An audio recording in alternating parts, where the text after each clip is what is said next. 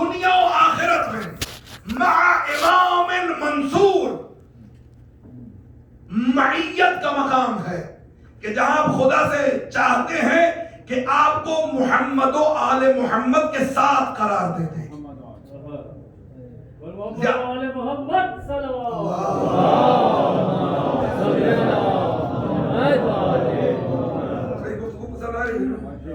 معکم فی الدنیا والآخرہ، فقط دنیا میں نہیں آخرت میں بھی مجھے ان کے ساتھ رکھ. معیت ہے، تابعیت نہیں ہے کہ مجھے ان کا تابع فرمان بنا دینا. زیارت عاشور آپ کو اتنا بلند لے جاتی ہے کہ آپ علی کے ساتھ ہو جاتے ہیں. بڑا فرق ہے. خدا کے دامن وقت میں گنجائش نہیں ہے کہ میں معیت اور تابعیت میں فرق بتاؤں، صحابیت میں اور معیت میں فرق بتاؤں. زمین آسمان کا فرق ہے. کہا کہ مجھے علی و زہرا و امام زمان کے ساتھ کر دے. معکم فی الدنیا والآخرہ. نہ آپ کو ابھی بھی آپ اس مقام پہ جہاں میں لے کے جانا چاہتا ہوں میرا مجمع نہیں پہنچا. میری بدبختی ہے کہ میں آپ کو پہنچا نہیں سکا. یوں سمجھیے کہ جب آپ زیارت عاشور میں کہتے ہیں کہ مجھے امام زمان کی معیت میں لے آ، اس معیت کی خواہش کس نے کی ہے؟ جب آپ وہاں تک پہنچیں گے تو شاید آپ کو معلوم ہو جائے کہ یہ مقام کتنا برا ہے، کتنا بہت بڑا ہے، کتنا بڑا مقام ہے کہ اس معیت کی خواہش کس نے کی ہے. مسجد کوفہ کے منبر پہ ایک شخصیت بیٹھی ہے جس کو حیدر کرار کہتے ہیں. آقا کی آنکھوں میں آنسو آئے. سلمان و ابو ذر نے پوچھا مولا کیوں رو رہے ہیں؟ کہا کہ مشتاقاً لرؤیتہ، میں رو رہا ہوں مہدی کی زیارت کے اشتیاق میں. خدا کے لیے توجہ فرمائیے.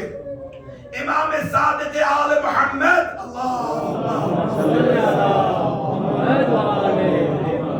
فرماتے لو ادرکتہ، اگر میں امام زمان کو پا لیتا شب و روز ان کی خدمت میں گزار دیتا. موقع ملا تو آپ کی خدمت میں تفصیلیات کروں گا. پنجتن پاک کے علاوہ بقیہ معصومین میں سب سے زیادہ فضیلت امام زمان کی. خام سے آل عبا امام حسین تک یہ افضل ہے امام زمان سے. بقیہ تمام معصومین سے آپ کے زمانے کا امام افضل ہے. برائے خوشنودی امام زمانہ بلند تر صلوات.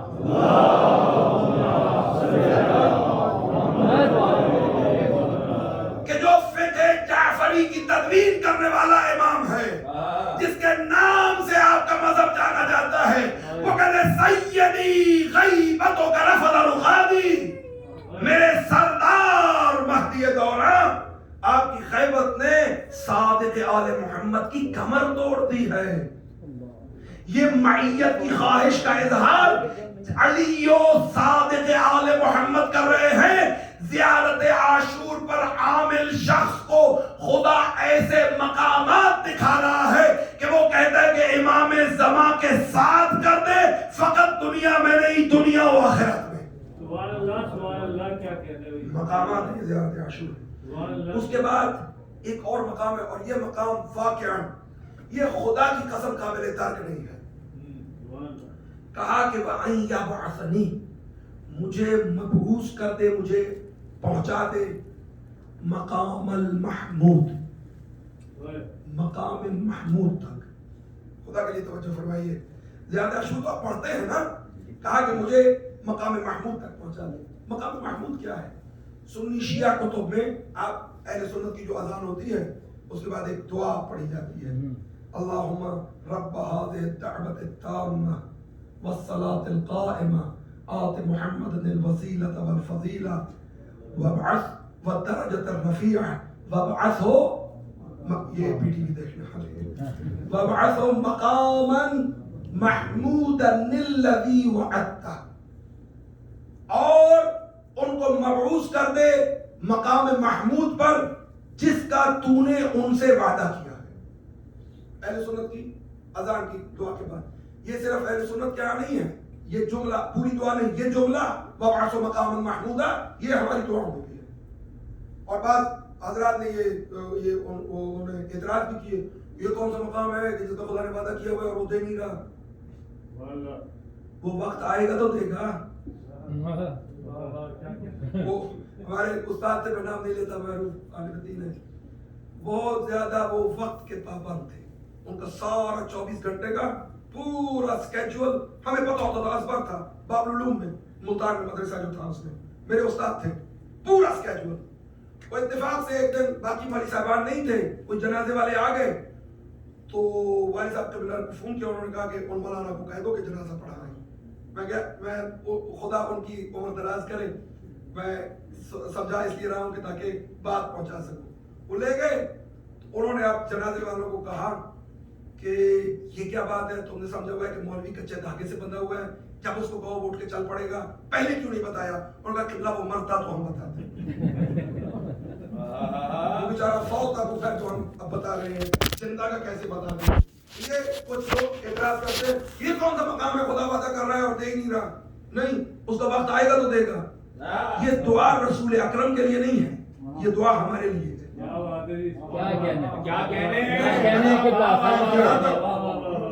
مولا نے بھیجی ہے, آج مدد بھیجی ہے, حکومت بھیجی ہے. اللہ کی نظر میں خدا انہیں سلامت رکھے, ہمارے سب نوا خانوں کو, مرثیہ خانوں کو خدا سلامت رکھے. کہ وَبَعْثُ مَقَامًا مَحْمُودًا الَّذِي وَعَدْتَ, یہ ابھی مقام آیا ہی نہیں ہے, وقت ہی نہیں آیا, اس لیے خدا کو وعدہ بار بار ہم یاد دلا رہے ہیں اپنے لیے, رسول اللہ کے لیے نہیں. میں یوں سمجھا دیتا ہوں, آپ ایک درود پڑھیے.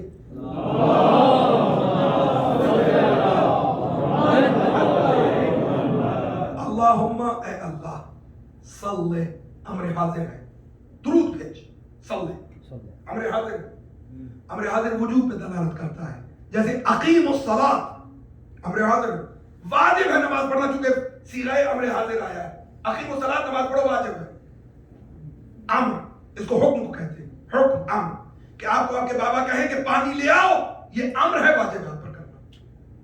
اگر وہ کہیں کہ اگر مناسب سمجھو تو پانی لے آؤ, تو وہ امر نہیں ہے.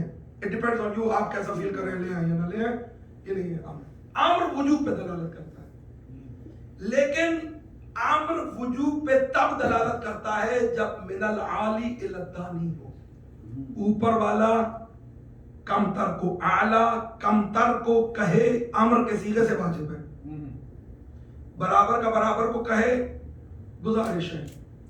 اور اگر نیچے والا اوپر والے کو کہے تو وہ التماس ہے. بیٹا باپ کو کہے کہ ابا یہ کام کرو, تو ابا پہ واجب نہیں ہے, ہے صیغہ امر, لیکن چونکہ بیٹا کہہ رہا ہے تو یہ التماس ہے. کیا کہہ رہے ہیں؟ بھائی بھائی سے کہہ رہا ہے تو واجب نہیں ہے, واجب الاطاعت نہیں ہے. بھائی بھائی سے کہہ رہے ہیں تو گزارش ہے. ہاں, باپ بیٹے سے کہے واجب ہے, صیغہ امر. آپ بھی صیغہ امر استعمال کر رہے ہیں, صلی علی محمد, درود بھیج محمد پر, خدا کو کہہ رہے ہیں. کیا پیتی کا شوربہ, درود آنا ہے نبی اکرم پر, بھیجنا ہے خدا نے, کہہ میں رہا ہوں, میرے کہنے پہ رحمت نازل ہوگی. خدا کے لیے توجہ فرمائیے. بھائی درود تو شیعہ سنی میں مشترک ہے, میرے کہنے پہ رسول اکرم پہ اللہ رحمت نازل فرمائے گا.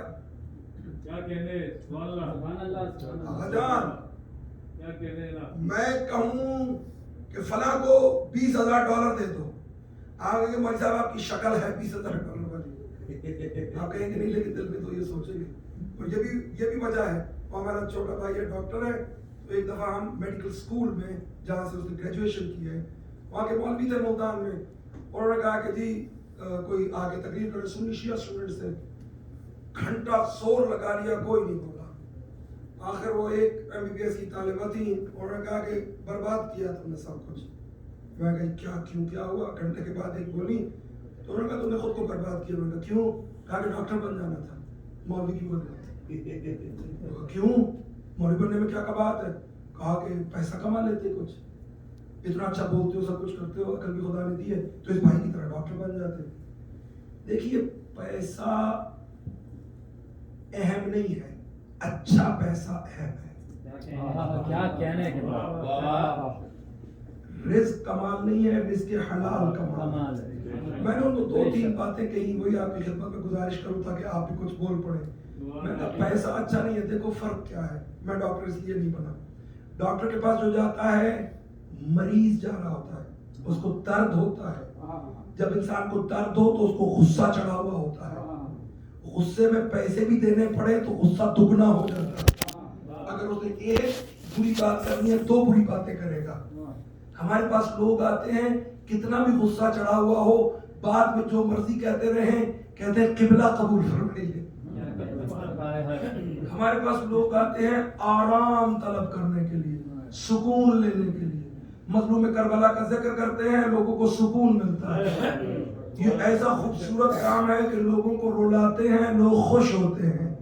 इस आंसू में खुदा ने सुकून रख दिया है, इस आंसू में खुदा ने आराम रख दिया है, इस आंसू में खुदा ने बहादुरी रख दी है, इस आंसू में खुदा ने सखावत रख दी है। और हमें ये एजाज अता किया है कि इस आंसू के असबाब में से एक सबब हम जाकिर भी बन जाते हैं। कितना खूबसूरत रिज़्क़ है जो हमारे पास आ रहा है।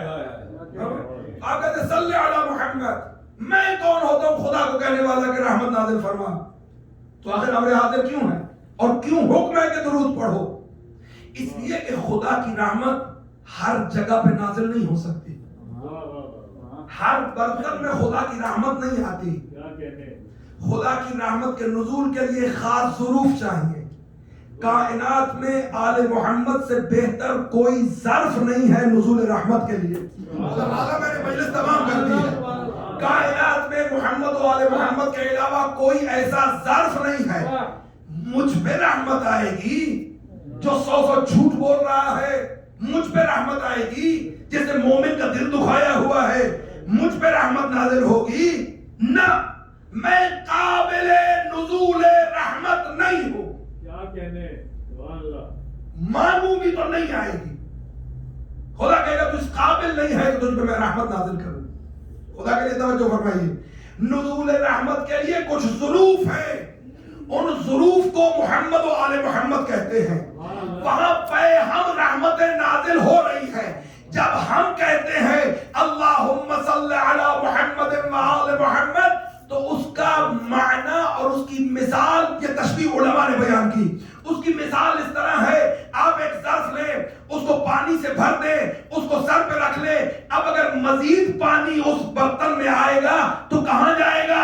जिसने सर पे बर्तन रखा हुआ है उसके ऊपर गिरेगा। जब हम कहते हैं अल्लाहुम्मा सल्ली अला मुहम्मद व आले मोहम्मद, तो ज़ुरूफ़े रहमते आले मोहम्मद छलक जाते हैं। दुरूद पढ़ने वाला उस दुरूद की रहमतों में आ जाता है।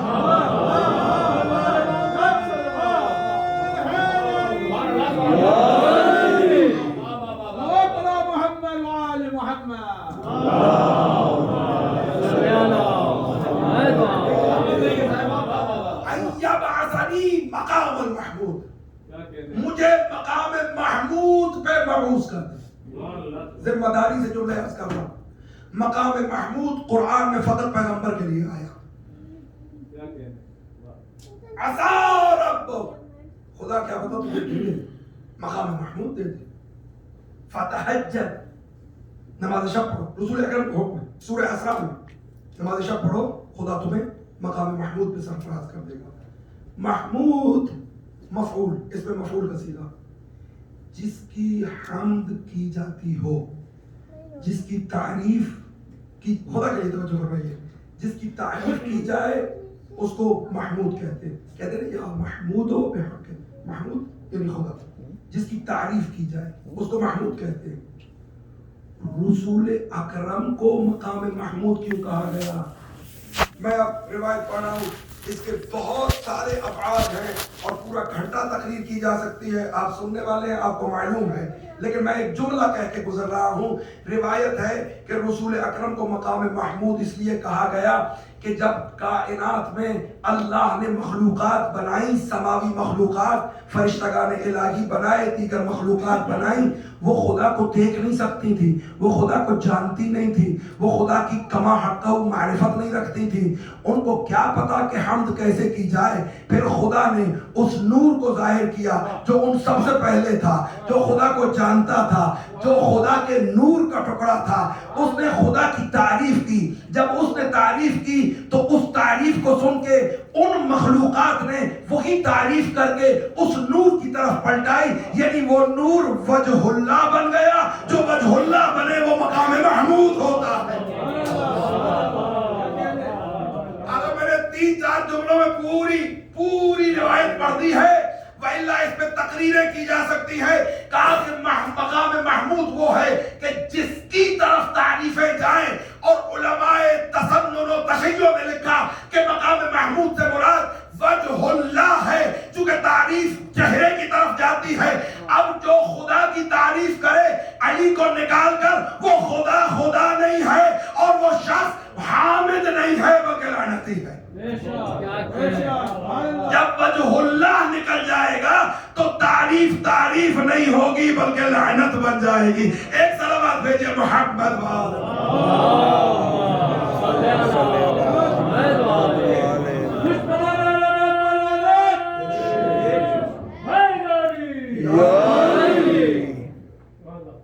وَابْعَثْهُ مَقَامًا مَحْمُودًا الَّذِي وَعَدتَّهُ. اس مقام محمود سے کیا مراد ہے؟ کہا کہ اس کو مقام شفاعت کہتے ہیں. تو وہ جو دعا ہے کہ رسول اکرم کو مقام محمود پہ مبعوث فرما جس کا تو نے وعدہ کیا ہے، تو وہ مقام شفاعت ہے کہ قیامت کے دن جو تو نے وعدہ کیا ہے رسول اکرم کو مقام محمود پہ فائز کرنے کا، وہ مقام شفاعت پہ فائز ہوں گے تو ہم جیسے گناہگار جنت میں جائیں گے. در حقیقت اپنے لیے دعا. اب یہاں پہ آپ کو لا کے روکنا چاہتا ہوں اور اسی پہ آج کی مجلس تمام کر دوں گا کہ مقام محمود یعنی مقام شفاعت. مجھ جیسے کم علموں کو یہ معلوم تھا کہ اگر انسان شفاعت کے قابل ہو جائے تو یہ مقام ہے. توجہ فرمائیے کہ ہماری فکر کی جو اڑان تھی وہ اس بات تک تھی کہ میں اس قابل ہو جاؤں کہ زہرا میری شفاعت کر دے. ہمارے نظر میں یہ مقام تھا کہ میرا مقام وہ آخری مقام ہے کہ اگر میں علی کی شفاعت کے قابل بن جاؤں. لیکن حسین کا دروازہ آپ کو وہ مقام دکھاتا ہے کہ وَأَن يَبْعَثَنِي مَقَامَ الْمَحْمُودِ. قابل شفاعت نہیں، خدایا مجھے ایسا حسینی بنا دے کہ میں لوگوں کی شفاعت کروں. یعنی اگر آپ خالص حسینی بن جائیں تو شفاعت فقط حاصل نہیں کر سکتے، اس مقام محمود کا ایک ذرہ خود آپ کو بھی حاصل ہو سکتا ہے. ایک صلوات بھیجئے محمد.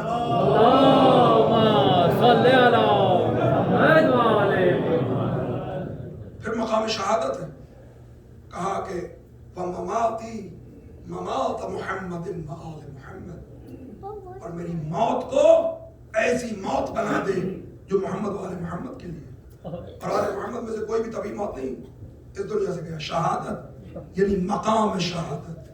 زیارت عاشور اس کے بعد عزادار کو مقام شہادت پہ لے جاتی ہے. حبیب ابن مظاہر کا تذکرہ ہے نا. حسین کے اصحاب عطر انسانیت ہے. بدقسمتی ہے کہ عشرہ محرم میں اصحاب کا زیادہ تذکرہ نہیں ہو سکتا چونکہ ایسی قربانی دیتی ہے حسین. میرے خیال یہ آخری شب ہے کہ اصحاب کا تذکرہ ہے، کل سے اہل بیت کا تذکرہ ہے. کون اصحاب؟ جی بھر کے رونے کی راتیں. ان ایام کو، ان حالات کو ذاکرو، مجلسو، صف عزا نہ دیکھو. آنسو جتنے بہا سکتے ہو، ضروری نہیں ہے کسی مجلس میں، گھر جا کے گاڑی چلاتے ہو. ان ایام میں اپنی 3-4 سال کی بچی کو دیکھو تو رونا.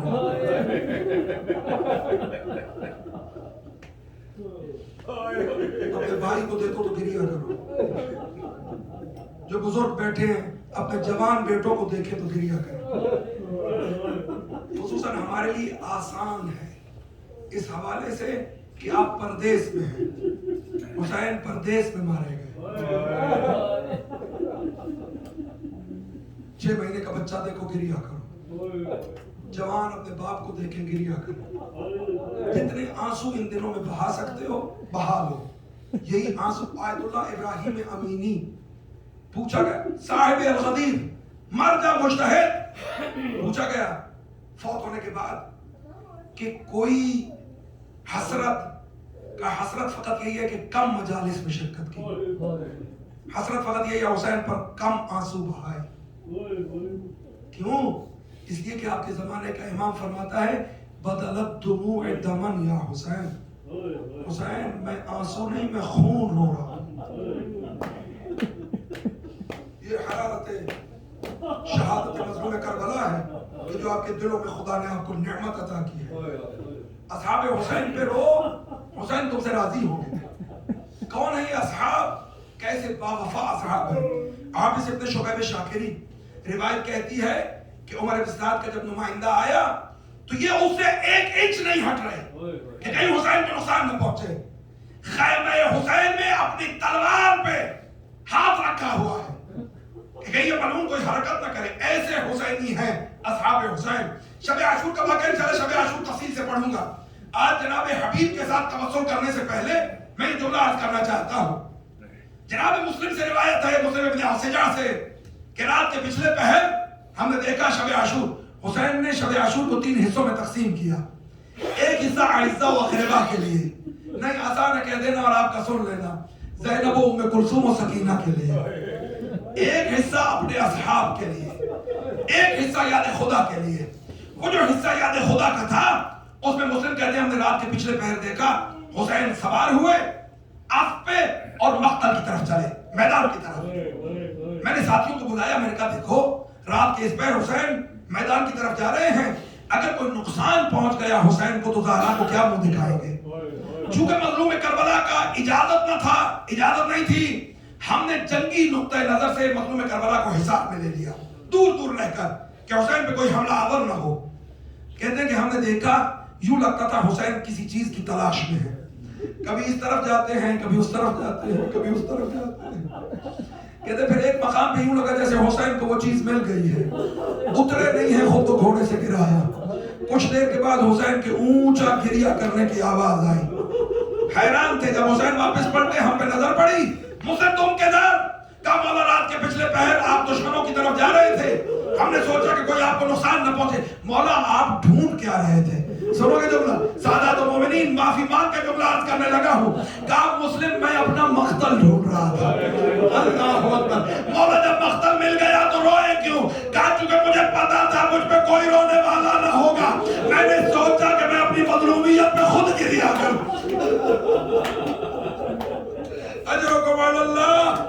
ہاں حبیب ابن مظاہر 75 سال سن ہے میرے آقا کا, صحابی رسول, صحابی امیر کائنات, صحابی حسن اور اب حسین. اکیلے حبیب کو حسین نے خط لکھ کے بلایا. مذاہب کراتے ہیں, میں بس اشارہ کروں گا. حتی یہاں تک کتابوں میں لکھا اور علماء نے پڑھا کہ جہاں سے بچپن میں حسین قدم اٹھاتے تھے جناب حبیب اس خاک کو آنکھوں کا سرما بنایا. حتی یہاں تک بھی سنا علماء سے اور پڑھا کتاب میں کہ ایک دفعہ چھت سے گرے, حسین نے اپنی قدرت اور اپنے معجزے سے زندہ کیا. وہ حبیب دقل باب ہوا, زوجہ کے ساتھ کھانا کھا رہے ہیں, دروازے پہ آئے, کون؟ کہا حسین کا قاصد ہوں. خط لیا, آنکھوں سے لگایا, چوما, بیٹھو. کہا نہیں بہت جلدی ہے, واپس جاؤں گا. زوجہ نے پوچھا کہ کیا ہے؟ کہا کہ حسین کا خط ہے. کیا لکھا ہے مظلوم کربلا نے؟ کہا سب سے پہلے تو یہ بتاؤں کہ حسین نے خود کو حسین ابن فاطمہ لکھا ہے.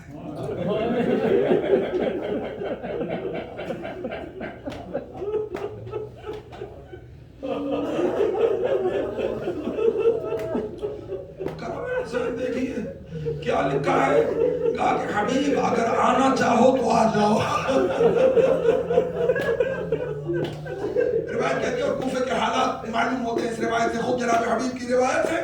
کوفے کے اس وقت کے حالات معلوم ہوتے ہیں. کہا پھر کیا فیصلہ کیا؟ کہا کہ تم بتاؤ کیا کروں؟ زوجہ جناب حبیب نے کہا حبیب تم گھر بیٹھو, میں حسین کی نصرت کے لیے. پہلی چیخ جناب حبیب کی یہاں پہ نکلی. حسین اتنے مظلوم ہو گئے کہ خواتین خانہ کہتی ہیں کہ اب تمہاری مدد کو یہی حق ہے. رونے کا صدا گریہ بلند ہو گئی. خدا تمہاری دعائیں قبول فرمائے. اپنے غلام کو سواری دے کے بھیجا کہ فلاں مقام پہ رک جاؤ, میں رات کے پچھلے پہر آؤں گا, حسین کی طرف جاؤں گا. کرفیو ہے کوفے میں, رستے بدلتے ہوئے دیر ہو گئی. پہنچے تو کیا دیکھتے ہیں, غلام نے گھوڑے کی گردن میں باہیں ڈالی ہوئی ہیں اور کہہ رہا ہے کہ جانور گھبرا مت, اگر آقا نہ آیا تو میں حسین کی نصرت کو جاؤں گا. یہاں تاریخ نے لکھا کہ جناب حبیب روئے, کہا اے علی کے بیٹے اتنا مظلوم ہو گیا ہے کہ غلام تیری نصرت کے لیے ارادے کر رہے ہیں. اجرکم علی اللہ.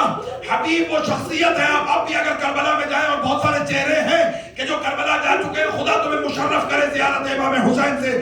آج کی شب کے صدقے میں, حبیب کے صدقے میں اگر سنت کے مطابق جاؤ, حسین کے پاس جانے سے پہلے بھی حبیب کے پاس سے گزرنا پڑتا ہے.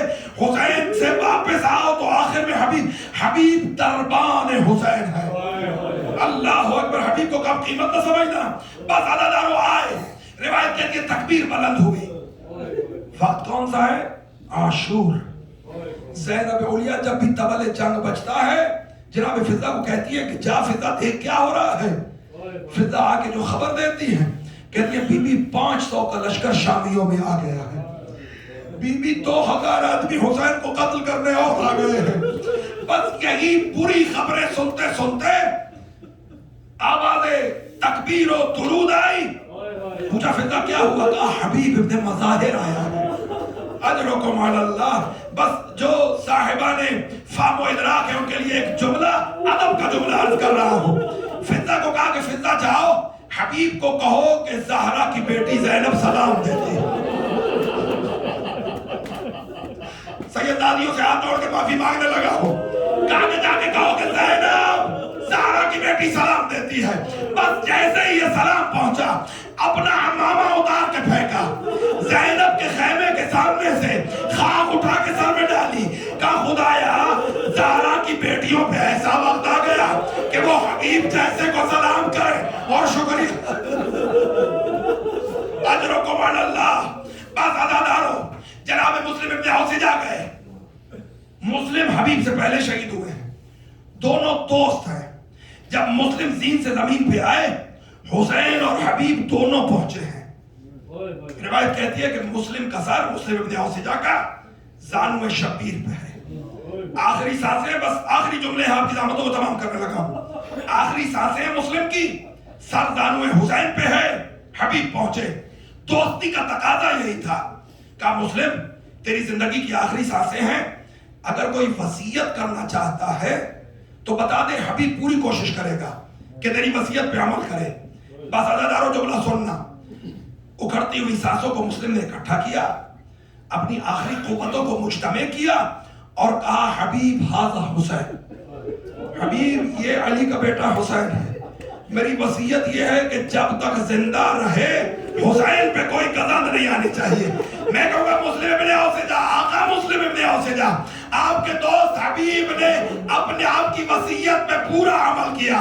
جناب حبیب پورے تھے, جوانوں کی طرح جنگ کی. جب نیزہ و تلوار لگے تو کہا صلی اللہ علیہ یا ابا عبداللہ. جب سلام کیا حسین اپنے دوست کے سرانے پہنچے. میں کہتا ہوں حبیب بہت خوش قسمت ہو, تیرے سرانے دوست پہنچا ہے. جب حسین زیر خنجر ہوں گے کوئی نہ ہوگا جو حسین کا پرزان حال ہو. ایک 3 سال کی بچی ہوگی, بابا بابا کہتی دوڑے گی. کوئی تماچے مارے گا, کوئی تازیانے مار. الا لعنت اللہ علی القوم.